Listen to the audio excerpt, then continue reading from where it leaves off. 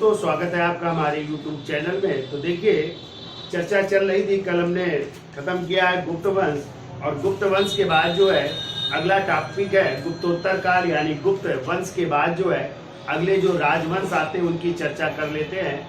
और उसी चर्चा के तहत पहला जो वंश है वो है वल्लभी का मैत्रक वंश, या इसी को वल्लभी का मैत्रेय वंश भी कहते हैं। तो देखिए, इस वंश का उदय कहाँ हुआ? तो इस वंश का उदय होता है गुजरात के वल्लभी में। कहाँ पे हुआ था? गुजरात के वल्लभी नामक स्थान पे हुआ। और जो इस वंश के शासक थे वो जो है शैव धर्म के अनुयायी थे। किस धर्म के?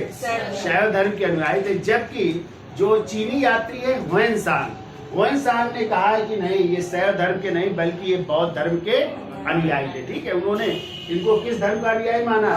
बौद्ध धर्म का, जबकि ये शैव धर्म के अनुयायी थे। ठीक है, अब देखो, इन्होंने अपने अभिलेखों में एक उपाधि धारण की है और वो है महेश्वर की, या कह सकते हैं परम महेश्वर की। कौन सी उपाधि धारण की? परम महेश्वर की उपाधियां धारण की है। और इस वंश के जो संस्थापक थे वो थे भट्टारक। कौन थे? भट्टारक थे। ठीक है, और आगे चल करके ये एक विश्वविद्यालय स्थापित हुआ यहाँ पे इसी समय, और वो कहलाया वल्लभी विश्वविद्यालय, यानी गुजरात का वल्लभी विश्वविद्यालय। और कहते हैं कि इस विश्वविद्यालय में जो छात्र शिक्षा ग्रहण करते थे वो प्रशासनिक पदों पर नियुक्त होते थे। किस पदों पर? जैसे आजकल IAS PCS प्रशासनिक पद है ना, तो कहते हैं इस विश्वविद्यालय से जो छात्र शिक्षा प्राप्त करके निकलता था उसकी नियुक्ति कहाँ पे की जाती थी? प्रशासनिक पदों पर की जाती है। तो बहुत ज्यादा तो नहीं याद रखना है, संस्थापक और कुछ चीजें और हैं तो उनको लिखा देते हैं। तो लिखिए, वो मैत्रक वंश का उदय, मैत्रक वंश का उदय, मैत्रक वंश का उदय गुजरात के वल्लभी, गुजरात के वल्लभी नामक स्थान पर हुआ।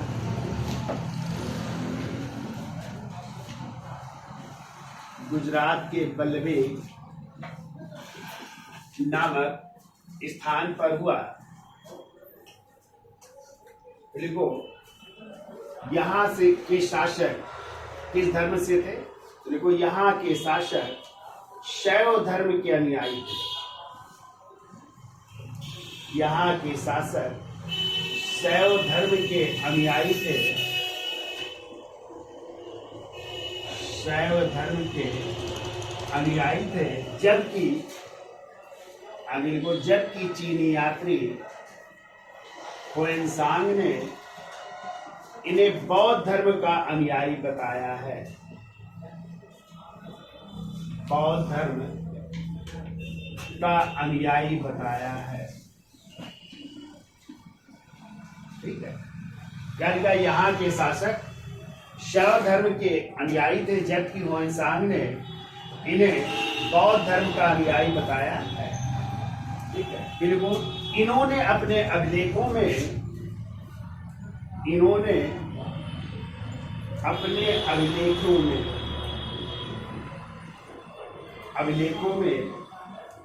स्वयं को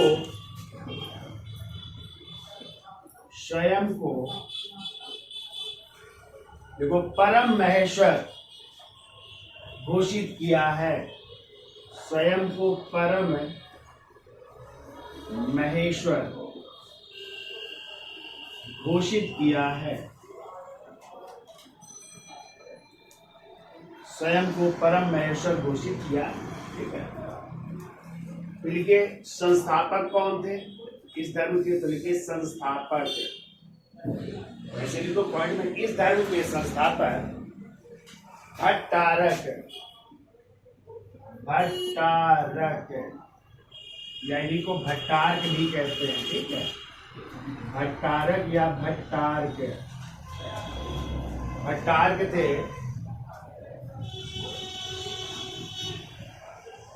ठीक है, फिर इसके बाद जो है इन्होंने ही, लिख लीजिएगा, भट्टारक ने ही वल्लभी विश्वविद्यालय की स्थापना की। भट्टारक ने ही वल्लभी विश्वविद्यालय की स्थापना की। भट्टारक ने ही वल्लभी विश्वविद्यालय की स्थापना की है। फिर देखिए भट्टारक के बाद जो है अगले शासक हुए ध्रुवसेन प्रथम। वो भट्टारक के बाद ध्रुवसेन प्रथम और इसके बाद ध्रुवसेन द्वितीय। भट्टारक के बाद ध्रुवसेन प्रथम और ध्रुवसेन द्वितीय शासक हुए और ध्रुवसेन द्वितीय ने ही महाराजा धीराज की उपाधि धारण की और ध्रुवसेन द्वितीय ने ही महाराजा धीराज की उपाधि धारण की और यह आगे और ध्रुवसेन द्वितीय हर्षवर्धन का समकालीन और ध्रुवसेन द्वितीय हर्षवर्धन का समकालीन एवं उनका दामाद था। हर्षवर्धन का समकालीन वह हर्ष का दामाद था, यानी हर्षवर्धन के दामाद ही थे। इनकी बेटी का विवाह हुआ था हर्षवर्धन की, वह उनका दामाद भी था।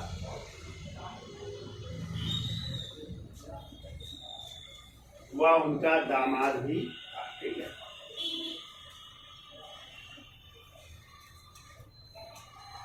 देख लो, चीनी यात्री हुएनसांग ध्रुवसेन द्वितीय के दरबार में आया था। चीनी यात्री जो हर्षवर्धन के समय आता है ना, तो इनके भी दरबार में गया था।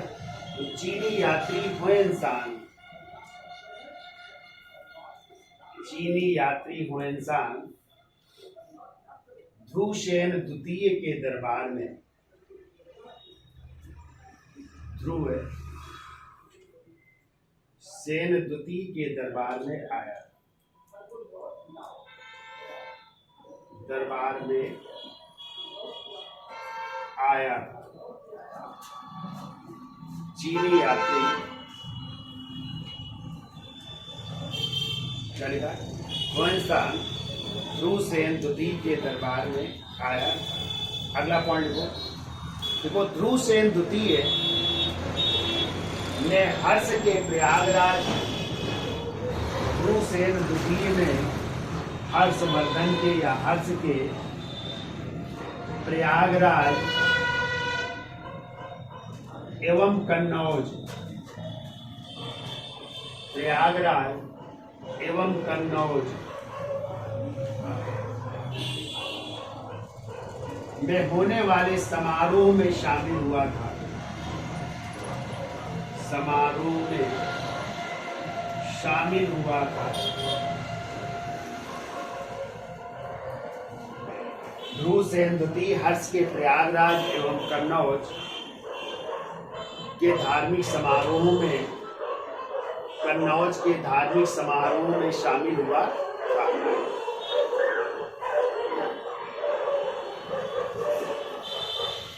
लिखो, आगे चल करके ध्रुवसेन चतुर्थ भी शासक हुए हैं। लिखो, महाकवि भट्टी, महाकवि देते हैं, महाकवि भट्टी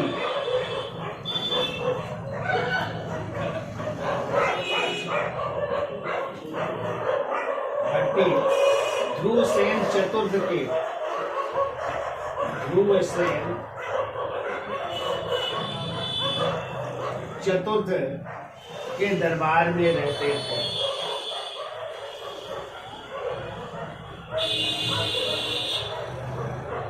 ध्रुवसेन चतुर्थ के दरबार में रहते। ठीक है। अब हेडिंग डाल लीजिए, वल्लभी विश्वविद्यालय के बारे में थोड़ा सा लिख लीजिए। तो हेडिंग डाल लीजिए, वल्लभी विश्वविद्यालय, इसका स्क्रीनशॉट ले लो। तो हेडिंग डाल लीजिए, वल्लभी विश्वविद्यालय। तो यदि क्वेश्चन आ जाए कि विश्व का सबसे प्राचीन विश्वविद्यालय कौन सा था? तो आंसर होगा तक्षशिला विश्वविद्यालय। ठीक है, और तक्षशिला प्राचीन काल में किसकी राजधानी थी? गांधार की। किसकी थी? गांधार की। और हमने आपको पढ़ाया है, जब हमने 16 महाजनपद पढ़ाया था वहां पे बताया था कि तक्षशिला का दूसरा नाम एक और चरसद्दा भी कहते हैं। क्या कहते हैं? हाँ, ये भी याद रखिएगा। और यदि आ जाए कि प्राचीन काल में जो है भारत का सर्वाधिक विश्वविख्यात विश्वविद्यालय कौन था? तो आंसर होगा नालंदा विश्वविद्यालय। और इस नालंदा विश्वविद्यालय की स्थापना की थी गुप्त वंश के शासक कुमार गुप्त प्रथम महेंद्रगुप्त ने की थी ना। तो ये सर्वाधिक विख्यात विश्वविद्यालय था। ठीक है, और हमने आपको बताया था इस नालंदा विश्वविद्यालय के जो है खोज का कार्य या उसके उत्खनन का कार्य किया था डॉक्टर स्पूनर महोदय ने। वहां पे पढ़ाया था ना हमने, तो ये भी आपको याद रखना है। और फिर हमने आपको बताया था हर्षवर्धन के समय जब ये चीनी यात्री ह्वेनसांग आए थे तो उस नालंदा विश्वविद्यालय, हमें पढ़ाएंगे भी, उस समय नालंदा विश्वविद्यालय के प्राचार्य शीलभद्र थे। कौन थे? शीलभद्र थे, ये भी याद रखिएगा। और तीसरा जो विश्वविद्यालय है वो है वल्लभी विश्वविद्यालय, जो कहाँ पे था? गुजरात में था। ठीक है, और इसकी स्थापना भी हमने बताया है। स्थापना किसने की थी? तो इसी मैत्रक वंश के संस्थापक किसने? भट्टारक ने की थी। ठीक है, और कहते हैं इस विश्वविद्यालय से जो शिक्षक शिक्षा ग्रहण करते थे उनकी नियुक्ति किसमें होती थी? प्रशासनिक पदों पर की जाती थी। तो देखो, पहले तो देखो भारत का सबसे प्राचीन विश्वविद्यालय, भारत का, लेकिन आज ये कहाँ पे है? पाकिस्तान में है। ठीक है, भारत का सबसे प्राचीन विश्वविद्यालय जो आपका तक्षशिला है। ठीक है, प्राचीन विश्वविद्यालय कौन सा था? तक्षशिला विश्वविद्यालय था। तक्षशिला विश्वविद्यालय। तो कहते हैं तक्षशिला नगर की स्थापना भरत के बेटे थे तक्ष। ठीक है, उनके नाम पर इसकी स्थापना की गई थी। तो तक्ष के नाम पर ये नाम पड़ा तक्षशिला। ठीक है, वहां का। फिर लिखिए, दुष्यंत और शकुंतला के पुत्र नहीं थे तक्ष, और एक दुष्यंत और शकुंतला के बेटे थे भरत, और भरत के बेटे थे तक्ष। ऐसा है। ठीक है, उनके नाम पर है, भरत के बेटे थे। फिर लिख लो, सबसे विख्यात विश्वविद्यालय, भारत का सबसे विख्यात विश्वविद्यालय यदि आ जाए, भारत का सबसे विख्यात विश्वविद्यालय, विख्यात विश्वविद्यालय, उसको लिखिए नालंदा विश्वविद्यालय है। नालंदा विश्वविद्यालय। और इस नालंदा विश्वविद्यालय की स्थापना किसने की थी? तो कुमार गुप्त प्रथम महेंद्रगुप्त ने की थी। ये याद रखिएगा आप लोग, महेंद्रगुप्त। ठीक है, और इसका लिख लो खोजने का कार्य है, तो लिख लो नालंदा विश्वविद्यालय की खोज या उत्खनन है। उत्खनन का कार्य किया था। अभी ये क्वेश्चन आया था, स्पूनर महोदय ने, स्पूनर महोदय ने इसको खोजने का कार्य किया था। ठीक है, लेकिन वल्लभी विश्वविद्यालय की अपनी अलग पहचान थी। अगला विश्वविद्यालय की जिसके बारे में चर्चा की जा रही है, वो वल्लभी विश्वविद्यालय की अपनी अलग पहचान थी। अपनी अलग पहचान थी।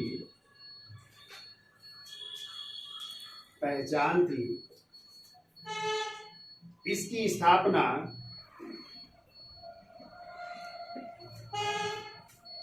भट्टारक ने की है। भट्टारक ने की थी। इसकी स्थापना भट्टारक ने की थी। देखो, यहाँ के विद्यार्थी, यहाँ के विद्यार्थी,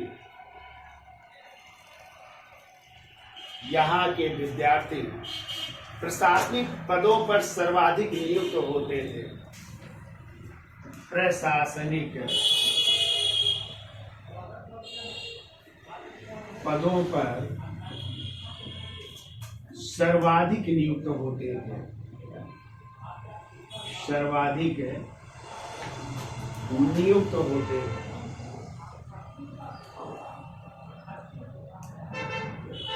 सबसे ज्यादा प्रशासनिक पदों पर यही के जो है विद्यार्थी जो है नियुक्त किए जाते थे। ठीक है, ये याद रखिएगा, ये पूछा गया कि किस विश्वविद्यालय के प्राचीन काल में विद्यार्थी प्रशासनिक पदों पर नियुक्त होते थे, तो आपको याद रखना है बल्लभी विश्वविद्यालय। अगला लिखो चीनी यात्री इत सिंह।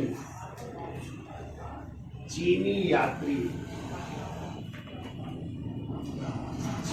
यात्री इत सिंह जो कहते हैं हुएन सांग के बाद भारत आया था। ठीक है, जो कब आया था 671 ईस्वी में। इस सिंह 671 ईस्वी में 671 ईस्वी में भी इस विश्वविद्यालय की प्रशंसा की है। इस सिंह ने भी इस विश्वविद्यालय की प्रशंसा की है। इस विश्वविद्यालय की प्रशंसा की है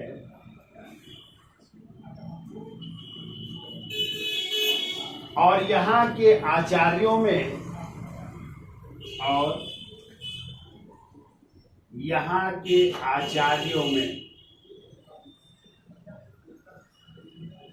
आचार्यों में आचार्य कहा जाता था शिक्षकों को है। यहाँ के आचार्यों में गणभूति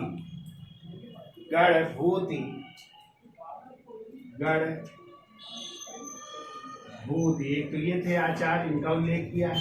एवं स्थिरमति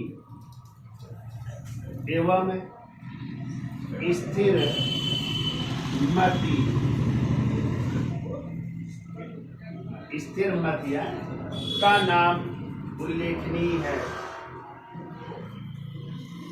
गणपूत और स्थिरमति का नाम उल्लेखनीय है, यानी ये आचार्य बहुत अच्छे थे, इनका नाम जो है उल्लिखित है। ठीक है, तो ये थी बल्लभी विश्वविद्यालय की कहानी। याद हो जाएगा। तो स्थापना किसने की? भट्टारक ने। ठीक है, आज सबसे प्राचीन विश्वविद्यालय तक्षशिला, सबसे विख्यात नालंदा, जिसकी स्थापना कुमारगुप्त महेंद्रादित्य ने खोज या उद्धरण का कार्य स्कूनर महोदय ने किया था। जबकि बल्लभी विश्वविद्यालय की अपनी अलग पहचान थी, स्थापना भट्टारक ने की थी और यहाँ के विद्यार्थी किस पदकों पर? प्रशासनिक पदों पर नियुक्त होते थे। और चीनी यात्री जो इस सिंह जो कब आ रहा है 671 ईस्वी में, उसने भी इस विद्यालय की प्रशंसा की है और कहते हैं यहाँ के जो आचार्य थे गणभूति और स्थिरमति, ये जो है प्रमुख यहाँ के आचार्य थे, इनका भी उल्लेख मिलता है। ठीक है, इतना याद रखना है आपको है। तो एक तो संस्थापक याद रखना और दूसरा हर्षवर्धन के दामाद कौन थे? तो कौन थे? ध्रुवसेन द्वितीय थे ना। और अंतिम याद रखना ध्रुवसेन चतुर्थ, जिनके दरबार में एक कवि रहते थे। कौन? भट्टी रहते थे। ठीक है, वो भी याद रखिए। चलिए अब अगला राजवंश है, उसकी चर्चा कर लेते हैं। देखो मालवा का यशोधर्मन वंश, इसका स्क्रीनशॉट ले लो, आगे चलते हैं। छोटे छोटे तो देखिए अगला राजवंश है वो है मालवा का। वैसे तो औलिकर वंश या मुकुट वंश कहते हैं, लेकिन इस वंश के जो शासक हुए हैं जिन्होंने गुप्तों की सत्ता को उखाड़ फेंका, उनका नाम था यशोधर्मन, इसलिए इसे मालवा का यशोधर्मन वंश भी कह देते हैं।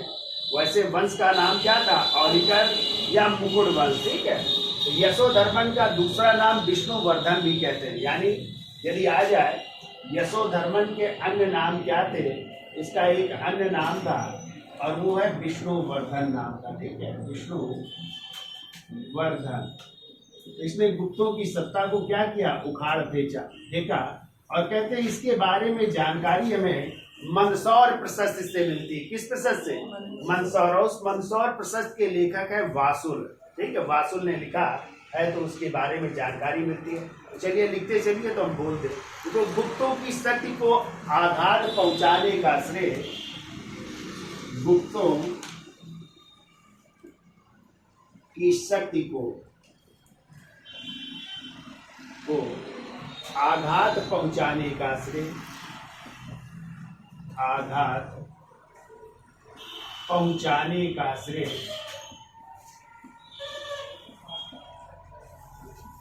आघात पहुंचाने का श्रेय मालवा के विष्णुवर्धन को दिया जाता है। मालवा के विष्णुवर्धन को दिया जाता है। मालवा के विष्णुवर्धन को दिया जाता है, जो 530 ईस्वी के लगभग 530 ईस्वी के लगभग मध्य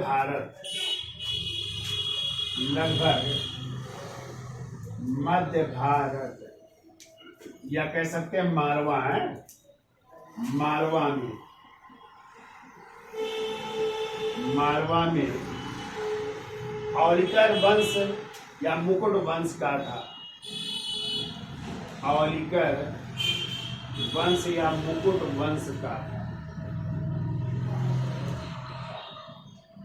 औलिकर वंश या मुकुट वंश का, ठीक है। तो इसी को विष्णुवर्धन या यशोधर्मन भी कहते हैं, जिसे हमने आपको बताया दूसरा नाम यशोधर्मन भी है। अगला पॉइंट लिखिए। देखो यशोधर्मन की उपलब्धियों का वर्णन, यशोधर्मन की उपलब्धियों का वर्णन,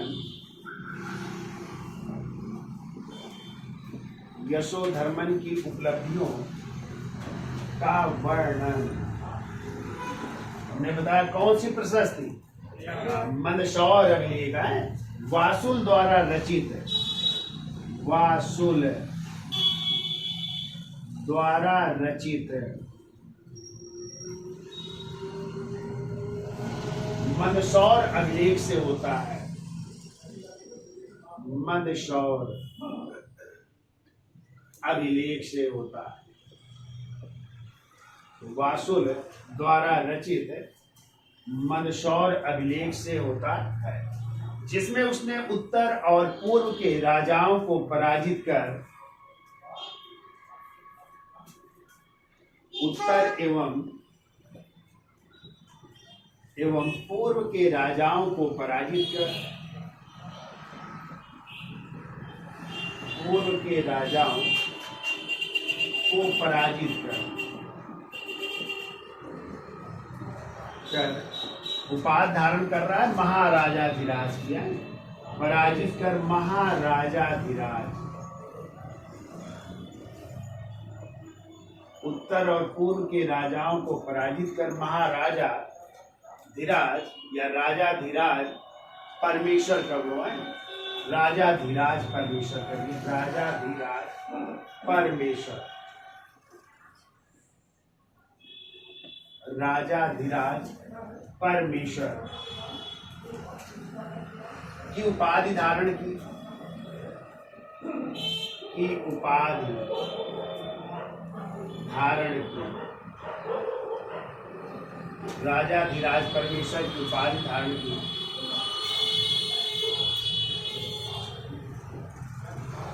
अगला पॉइंट देखो, इसी अभिलेख में वासुल ने लिखा है, या मंदसौर अभिलेख में लिख लो। अगला पॉइंट, मंदसौर अभिलेख में वासुल ने लिखा है, वासुल ने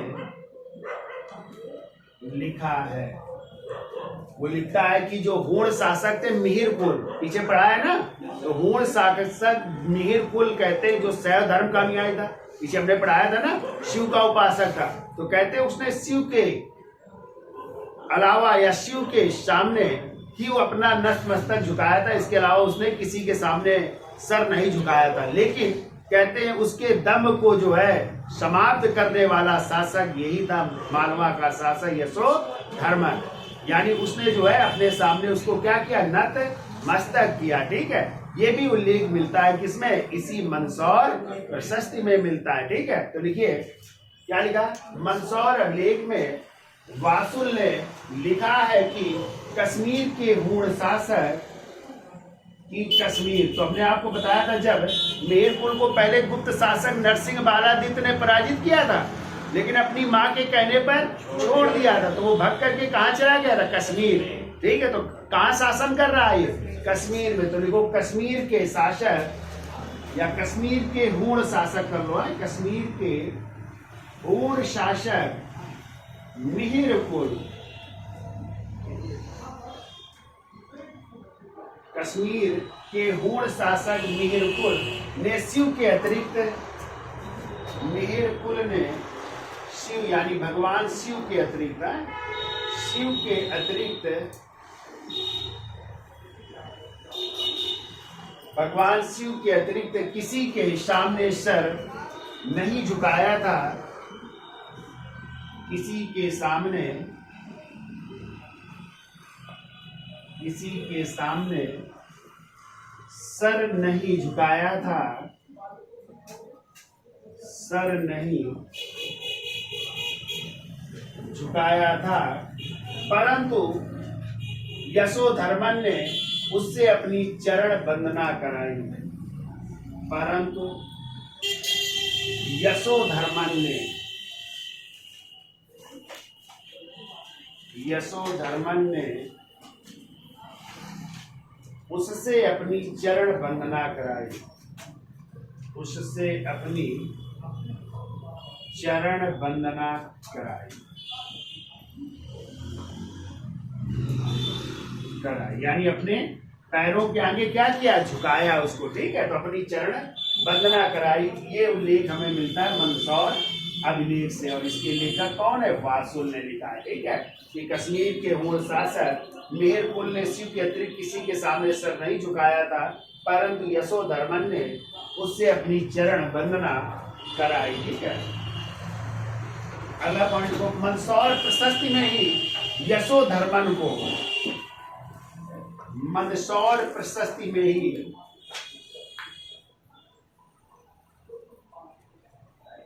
मंदसौर प्रशस्ति में ही यशोधर्मन को,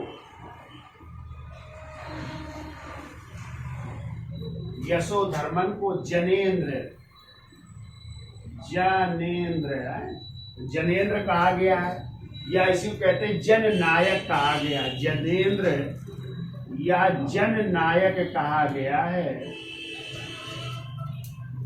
जननायक कहा गया है। और इसका साम्राज्य पूर्व में, और इसका साम्राज्य, इसका साम्राज्य पूर्व में लोहित प्रदेश,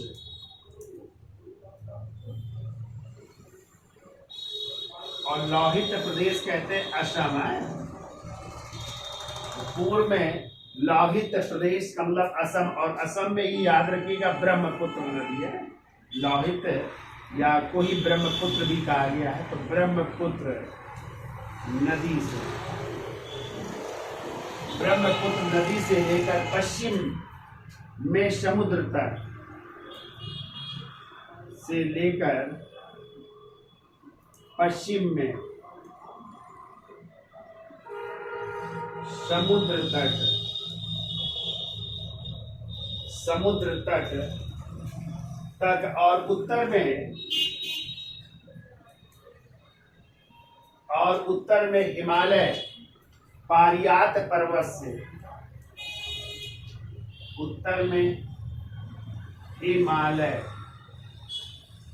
का पारियात पर्वत है, पारियात पर्वत से,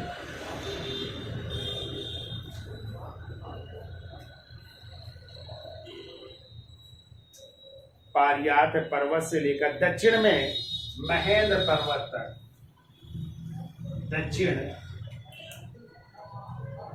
में महेंद्र पर्वत, दक्षिण में महेंद्र पर्वत कह सकते हैं, उड़ीसा तक विस्तृत था। महेंद्र पर्वत उड़ीसा तक विस्तृत था।